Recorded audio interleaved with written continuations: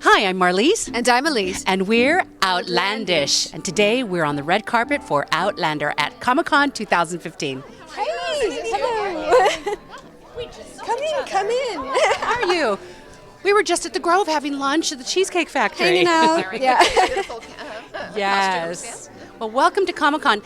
You guys, a year ago, Outlander was here, and it was one of the most hotly anticipated series of the season. And here we are a year later, an Emmy-contending hit. How does that make you feel?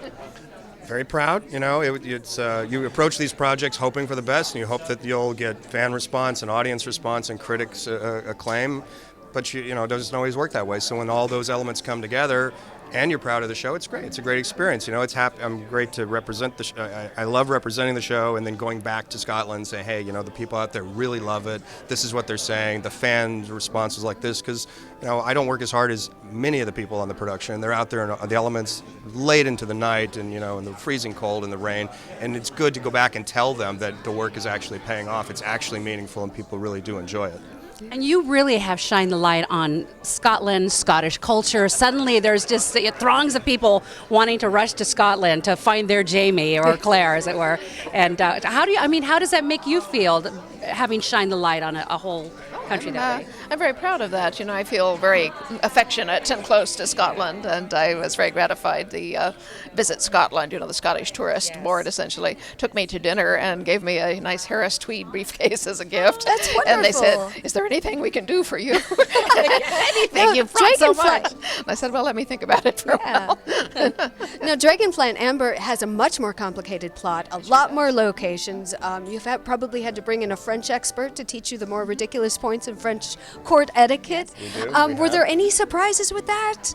That you know that There's a lot of surprises. You know, it is a more complicated book. It's Yeah. more so. It's the process of adaptation was more complex. Took a lot more effort in the writers' room to sort of figure out how we were going to adapt it because of everything you said. It's political.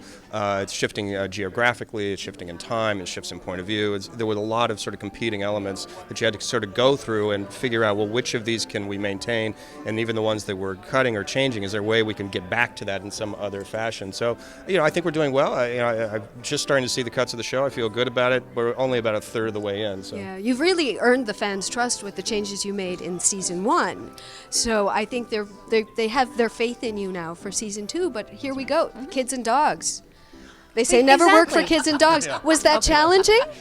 Well, fortunately, they didn't have to work together. So Ron, with Star Trek, your prime directive was not to change history, but here you are creating a show where you're about to attempt to change history. Is it freeing? Is it more constrictive? How do you like that element? It's fun. It's fun to do things that people don't normally do in storytelling. That was always one of the attractions of doing the book in the first place. Was as I was reading it, I was going, well, I've never seen that before, or that's not a scene I'm familiar with. That's not where you take your male lead character usually.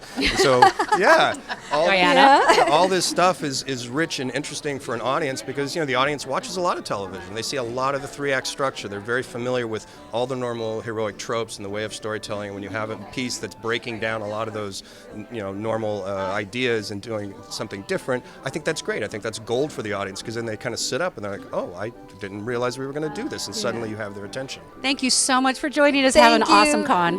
Bye.